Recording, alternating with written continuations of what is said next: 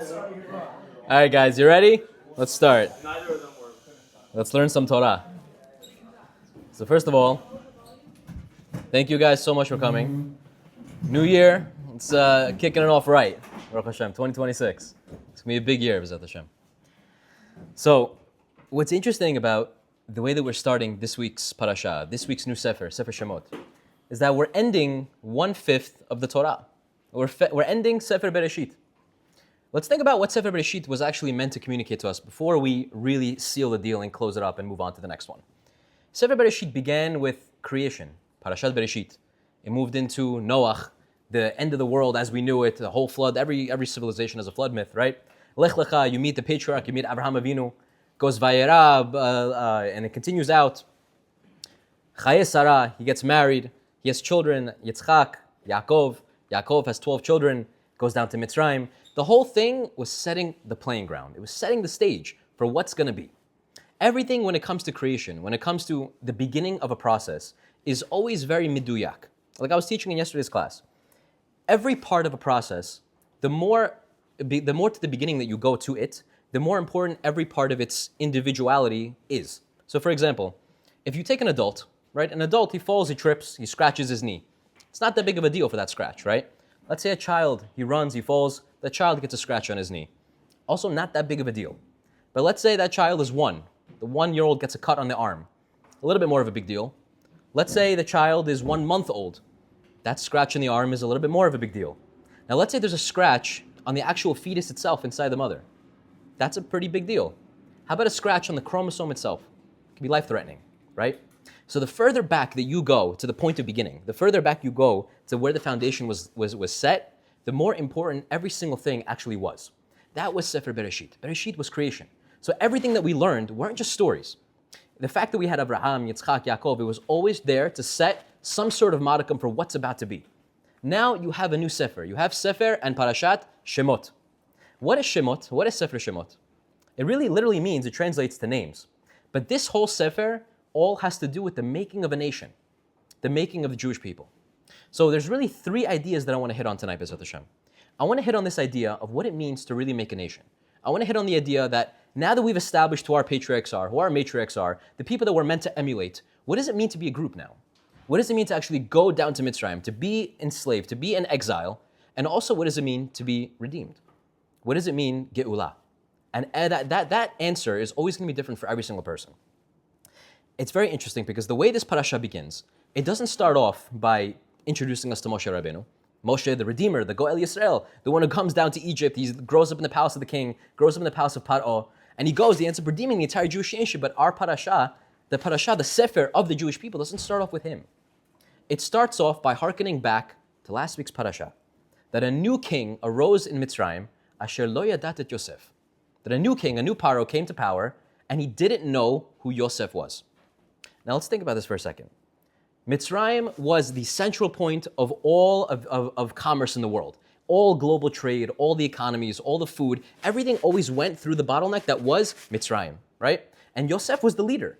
Yosef was the one who gave out the food, who handed out the rations, who made sure that devised the plans that the city-states and the countries were all able to survive. Now a new pharaoh comes who doesn't know who this guy is. It's like imagine you have a new CEO of Amazon, and the new CEO of Amazon says, I have no idea who Jeff Bezos is. It's impossible. How can you not know the leader of the company that built what it was? Or you have a new president of the United States. He says, I have no idea who Abraham Lincoln is. Okay, you came much later after his time. But to not know who he is, even immigrants know. Mayors know, governors know, senators know. All the more so, a president doesn't know who Yosef was? I think there's 2 ways to approach this. In the Chachamim, there's a machloket in the Gemara, exactly what it means, Asher lo yadat et Yosef. One understanding is that it was someone new, a new king. And this new king, he didn't understand the workings of the previous king. Okay, that's one way to understand it. But the other way to understand it, says Rashi in the Gemara, that he made himself as though he didn't know. So really, he knew who Yosef was. He knew the power that he held. He knew the fact that he was a viceroy. But this new king, this new Paro, he made himself as though he didn't know. I want to flip this entire thing on its head. My friends, we're not just talking about Egypt. We're not just talking about Mitzrayim. We're not just talking about a Paro. We're not talking about leaders. We're not just talking about the simple things on their basic understandings of what they are. we're at the foundation level of the making of a nation. So let's try to understand this deeper. Mitzrayim, say the Chachamim, is actually an amalgamation of a few different words, and it's sourced from a different root of the word, Mitzarim.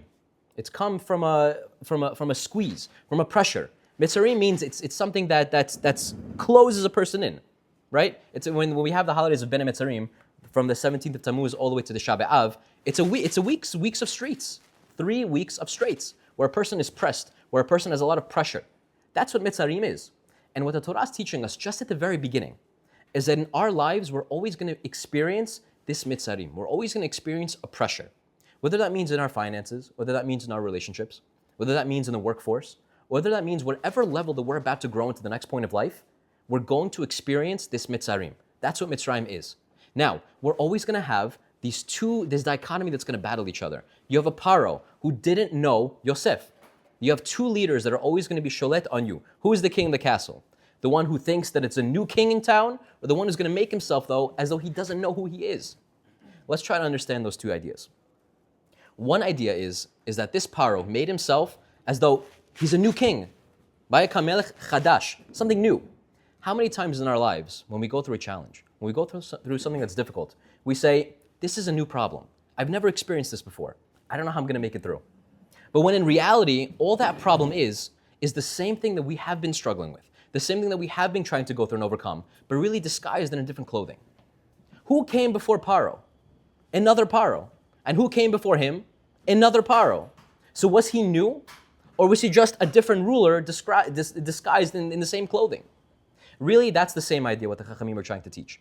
It's not that you and that we experience new problems and new struggles in our lives. In many instances, they're just veiled in exactly the same way.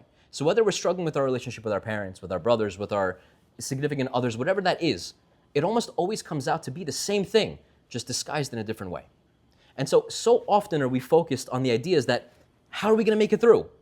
We don't often enough focus on the fact that we have so many wins along the way. How much did we do right? One guy comes to me and he says, I was doing Shabbat for so long, I was doing well, I was keeping Shabbat, it was great, but last week I was on my phone, I couldn't take it anymore. Or last week I started keeping non-kosher. After so many weeks of going and being strong, I dropped the ball, I fumbled. Okay, but how many times did you count the fact that you won? How about all the weeks that you didn't break it? How about all the weeks that you kept strong? The fact that you struggled and you felt, fine. But how about all the times that you didn't? How about all the times that you didn't celebrate and pat yourself on the back and you say, wow, I really made it. That's Melech Chadash. And Asher lo yadat Yosef, the one who made himself, ki'ilu he didn't know who Yosef was, says the Kli Yakar, is that this Paro, he made himself that he didn't learn the lessons of Yosef. What did Yosef come and teach us in last week's Parashat, in last week's Sefer? What was it? Who was Yosef? Yosef was someone who was divinely ordained to be the leader of Egypt. There was nothing that was going to get in the way. The brothers, they made a bedin. The brothers, they said, this boy is different. This boy's not like us. Avraham had a wayward son. Yitzchak had a wayward son. Yaakov Avinu, our father, he must also have the wayward son, and that's that boy Yosef. But Yosef was decreed from Shamayim that he was always going to be second to the king, always going to be second to Paro. And what did the brothers not realize? No matter what they did, there was nothing that was going to stand between that and the destiny of what Hashem had for him. This new Paro that comes up as the king of Egypt, he says we have a problem in Egypt. You know what it's called? It's called the Jewish problem. This Jewish problem that's existed for thousands of years before Mamdani became mayor. This Jewish problem that he says, we have to figure this out. These Jews are living in Goshen, they're living great, they're living comfortably. What's going on over there, right? He made himself as though he forgot the story of Yosef. That you can't keep a group of people down that are destined for greatness. A group of people that are always meant to come out, no matter what the enemy does, no matter what anyone tries to do to bring that person down, that group of people down, there's nothing that they can do. Because if Hashem wills it, that is the way it will be so. He made himself as though he forgot the story of Yosef. This is all an introduction to how we can understand how do we go through a Geulah in our own lives.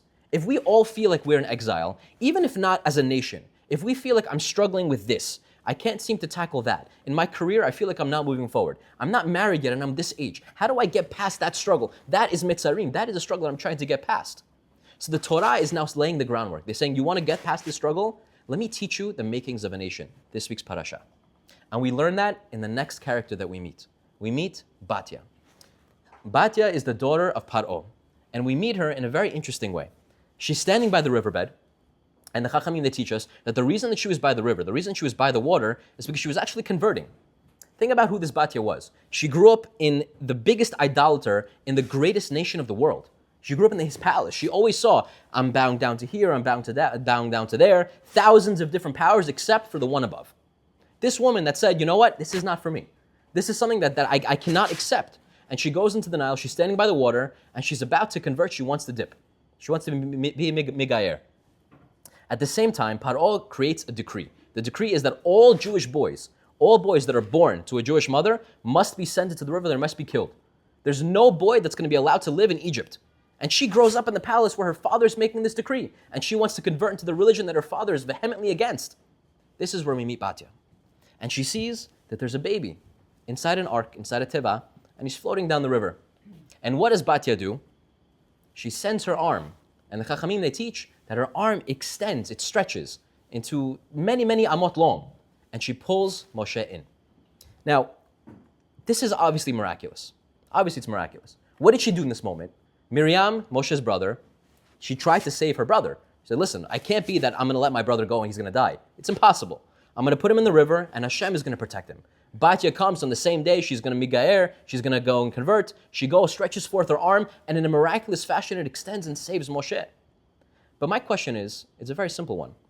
Who is Batya that she should be zocheh to miracles? We know that Hashem doesn't do miracles willy-nilly. There's no, really, the idea of doing a miracle, when Hashem does a miracle, it's actually antithetical to the whole idea of why Hashem created the world. Think about it. If every time a person did a sin, there was a lightning bolt that came from Shemayim and zapped you in the arm, wouldn't you think twice about doing that sin the next time? It takes away a portion of your free will. If every time you did a good thing, you were rewarded by some bountiful manner, some miraculous way, then Hashem would say, where's the free will? Where's the choice? The point of being in this world, the point that I created everything in creation, is for you to come and choose. For you to open your eyes and turn and come a little bit forward to see that actually I am everywhere. A person who sees God in anything will see God in everything. But a person who sees God in nothing will never see God in his life. See, where is God? People used to ask the famous question, where is Hashem? Where can I find him? The answer is always wherever you let him in. If you don't carve out that space, hollow out that space in your heart to let Hashem into your business, to let him into your relationships, to let him into your growth as a person, to let him into your Torah, whatever you're letting him in, and you don't let him in, then God cannot be found there. But now I'll go back to the question. Why did God do this miracle for Batya? What's the reason? And the answer is like this. Really, one would say, okay, listen, he had to save Moshe. He had to save the Redeemer of the Jewish people, right? That's an obvious answer. But in actuality, Hashem didn't do the miracle so much for Moshe as Hashem did the miracle for Batya herself. What was the reason? Because what did Batya end up doing with this baby Moshe? She ends up taking him into the palace. She ends up raising him as though he were her son. She raises him in the palace of idolatry, in the palace where Paro says every Jewish boy is sentenced to death. Every action, every thought that she had in mind to do completely defies logic. Everything that she was about to embark on just completely goes against reason. If anyone were to say and look at this scene as a fly on the wall, and they saw the daughter of Pharaoh taking in this Jewish boy, the first thing anyone would think is that this boy is done. That's the end of this boy's life. But what was Hashem showing Batya in this instance? You are going to go against your nature, and you're going to take and save this boy against the behest of your father, against the behest of what Egypt and Mitzrayim is trying to do, to bring down the Jewish nation, to bring down the Jewish boys. You're going to take him in, you're going to raise him as one of your own. I'm going to show you that when you try to do something impossible, I'm going to make a miracle to prove to you that all you have to do is take the first step, and I'm there with you the rest of the way. See, people think that before they embark on something new, before they embark on something difficult, something hard, something unknown, uncharted territory, they say, I have to have everything planned out. I have to have at least all my steps accounted for. How am I going to get to the end? I have my goal, but I need to know how I'm going to get there. Hashem is teaching, you take the most unpredictable event, this woman who's going to save the entirety of the Jewish nation by saving Moshe Rabbeinu, and Hashem says, just take the first step. That's all I need you to do, is just stretch out your arm. Even when you don't understand how the end is going to come, and how it's going to be, and what's going to be, exactly in the way that it's going to be, Hashem says, it's not for you to worry about. Lo alecha melech haligmor, says the Mishnah. Your job is to just start. And you know what? One of the hardest things to do is not even just to achieve it or build it or grow it or do the thing that you want to do.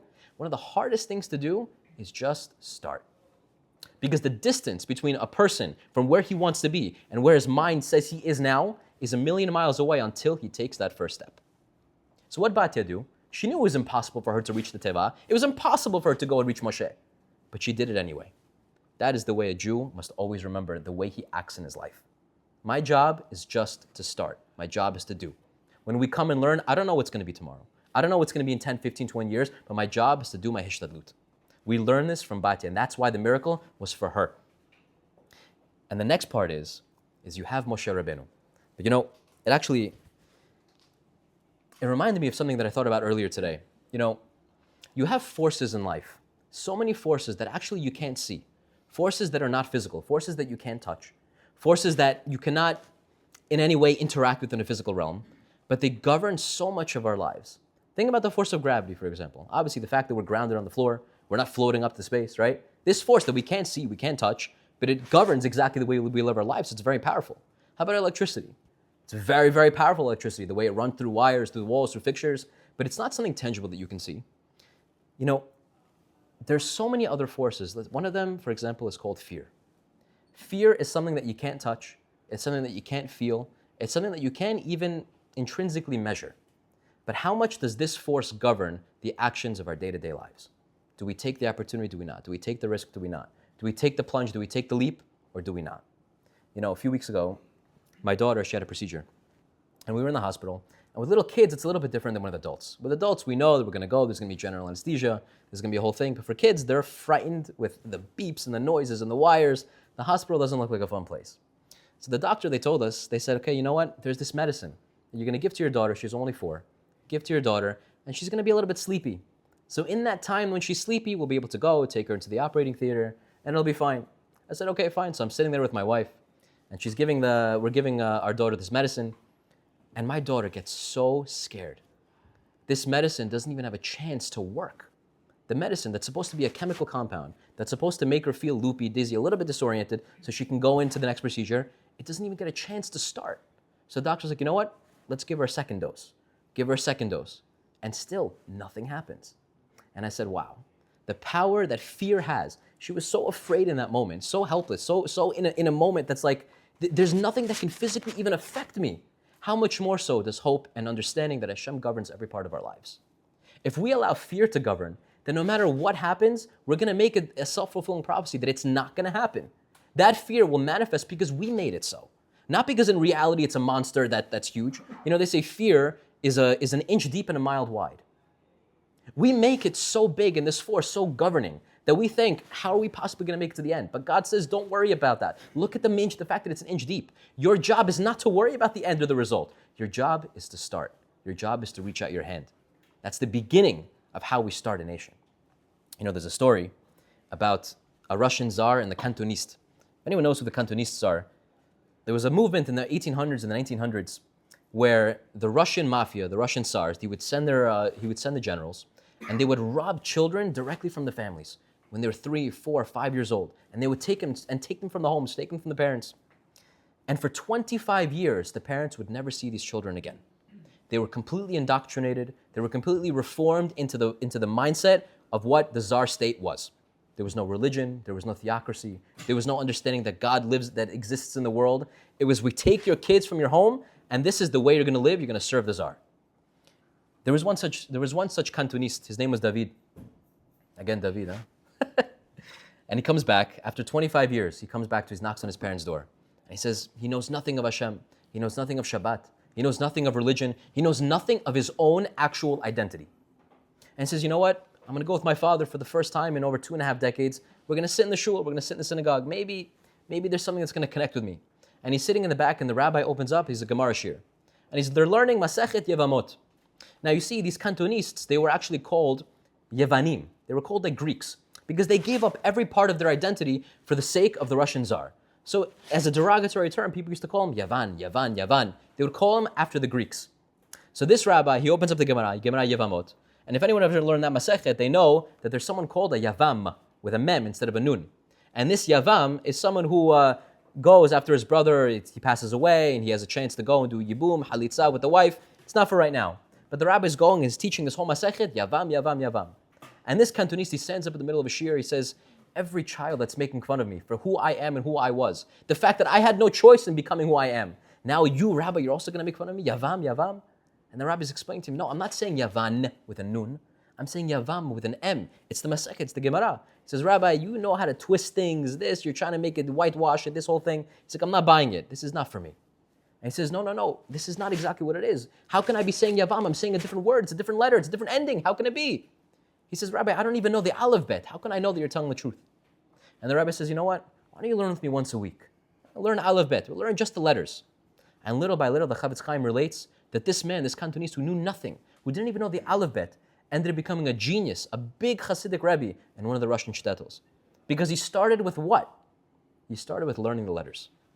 Not because he understood where he wanted to go, or because he knew the exact plan of how he was going to get there, but he said, you know what? Let me at least understand that you're not telling the truth, that you're telling the truth. Let me at least understand by learning the Aleph Bet. Let me start with there. Let me start with that. And that's what he did. There was no idea of how he was going to get to the end, but he knew how to start. That brings us to Moshe Rabbeinu. Moshe, he's going to be the one that we're going to be speaking about for the next few weeks. Moshe Rabbeinu, the leader, the Goel Yisrael. Moshe, how much ink was spilt on how holy and how kadosh, and who Moshe was as a person, as a leader. The man who took out everyone, who grew up in the palace of the king, who left the palace of the king, escaped, ended up being a king in Cush, just to come back. He brought the Jewish nation out of Galut. What was Moshe Rabbeinu's first encounter with Hashem? Moshe Rabbeinu, he's walking, he sees a sheep, and a sheep runs away. And he sees that there's a burning bush. Now there's a machlok in the Gemara exactly how we approach this burning bush. One opinion says he took 3 steps. He took 3 steps forward just to see what that bush was about. What's going on there? How can there be a tree, a bush, that's on fire and it's not being consumed? How can that be? And the other opinion in the Gemara says that all Moshe did was turn his head. That's all he did. But if you look at either scenario, how much effort did Moshe really put into finding Hashem in this world? People think that we have to be holy, we have to do kadosh things, we have to do mitzvot, and now only then are we going to find Hashem. Only after we do X will we see Y. After we do Z will we see the next step. Only after that. Hashem is teaching that Hashem is always there. That's what the Torah is teaching. That He's always there. And the only job that we have to do is not invent Him, not create Him, not make Him bigger than He is, but to turn your head. Take 3 steps. The only thing you have to do is do a little bit of an action. And from that little action develops the entire Geulah of the Jewish nation. What was this midah of Moshe? This midah of Moshe was more than just curiosity. It was more than just, what's going on over there? There's thorn bush that's not being consumed. All of Mitzrayim is like this thorn bush that was not being consumed by fire. We see our lives, the struggles, the challenges as a fire. But you know what? Guess what? Mitzrayim, your Mitzarim, our struggles, they're never consumed by the fire that we think we built. And Hashem says, all you have to do is look. Look, be attentive. See a little bit, take a little bit of a step. Look forward, take 3 steps. That's all I'm asking. I'm not asking you to change everything, just take 3 steps. Turn your head, turn your neck. And over there, you're going to see that God is present everywhere. There's a story that I heard. You find it amongst many older couples, let's say in their 30s and their 40s, where when they're going in shidduchim, when they're looking for a spouse, looking to find a wife, they're a little bit hesitant about saying their ages. They're a little bit hesitant. Maybe the girl's not going to like it, maybe the guy's not going to like it, he's too old. There was a guy, he was 35, and he was read a shidduch for a girl who was 26. So he goes to Rav Zilberstein, and he says, Rabbi, is it okay for me to say a younger age? Maybe she's going to say no right away. Maybe I'll say 30, and then I'll break in the age. We'll go on a date, maybe we'll see, we'll like each other, this and that. The rabbi says, listen, you want to build a relationship on emet. You want to build a relationship on truth. Not a relationship that's built on something that's tenuous. You want to make it right from the beginning. He says, fine. So they go on the shidduch date, and she asks him, says, how old are you? And he grins his teeth, he tries to bite back, but he says, I'm 35. He's okay, good. They go on dates, they go on this, and this couple ends up getting married. On their wedding night, the woman says, you know what? I've been meaning to tell you this, but I was waiting for the wedding night because I knew that we were going to get married. She says, really, when I asked you how old you were, I knew how old you were. But really, it was a test. I wanted to see if you were going to be emet. I wanted to see if you were going to be truthful with me. Because how often do we know in our lives if really the reason she was asking for the age is to really know how old he is? Or is to actually see, where does his integrity lie? Where are his values? Where are his principles? Does this man stand on morals? Does he stand on a foundation of emet? Does he stand on a foundation that he knows that God is going to run the world no matter what? So continues this rabbi. He says that this girl, her name was Rivka Stern.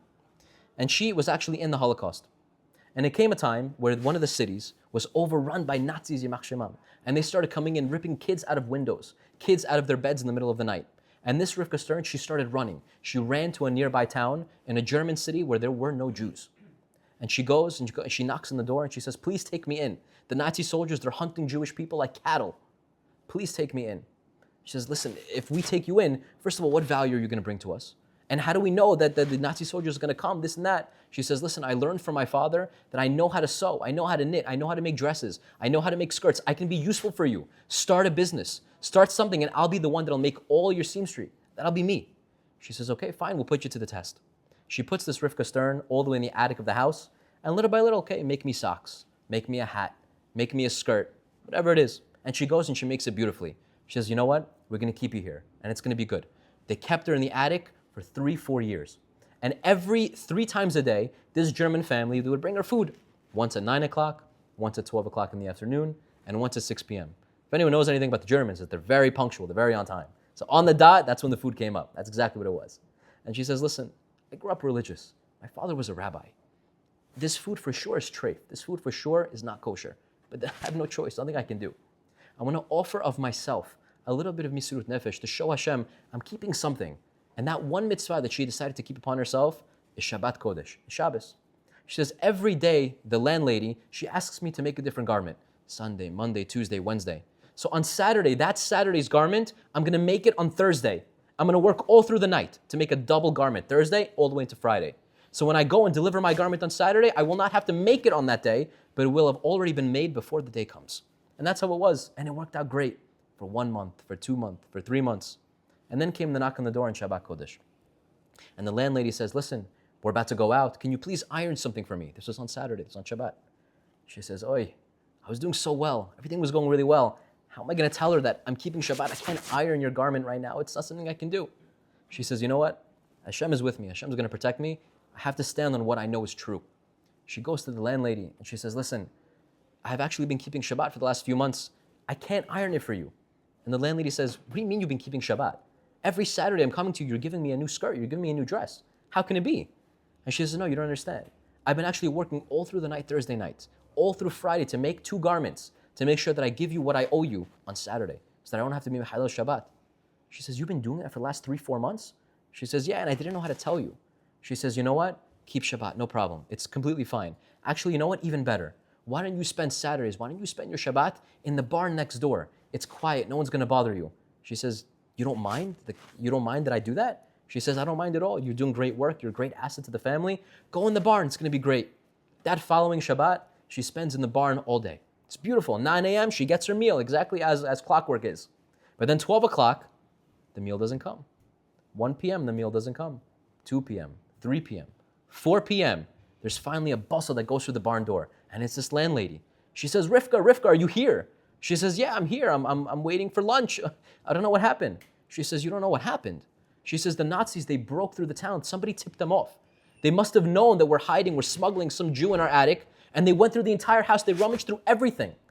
But the one Shabbat that you ended up in the barn where you held true to your principles, your morals, because you knew what was emes, you knew what was true, you weren't found. I came not only with your lunch, but I came to tell you that you're a free girl, you're a free woman, because your God knows how much your Shabbat is worth. This is the power, the koach of emet. What is emet? Emet means truth. God signs his Torah with his signature. His signature is truth. If you take the first 3 words of Bereshit bara Elokim, the last 3 letters of each one of those first words spells emet. It spells truth. Hashem is teaching us that as we're going now, we're going to begin this new Sefer Shemot, the making of a nation. The making of a nation always takes these few points into mind.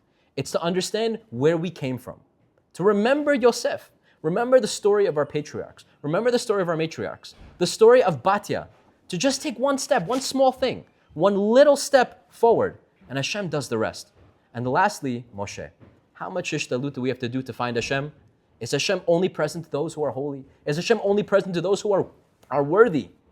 Or is Hashem present to only those who carve out a hollow space in their heart to let God in into every place in their lives? B'ezrat Hashem, we should be zocheh that throughout these next few weeks, throughout the rest of our lives, to remember this one idea and this idea alone, that Hashem is always present where we are, only if we let him in. We should be zocheh to always see that light and bring it in. Hazak Baruch.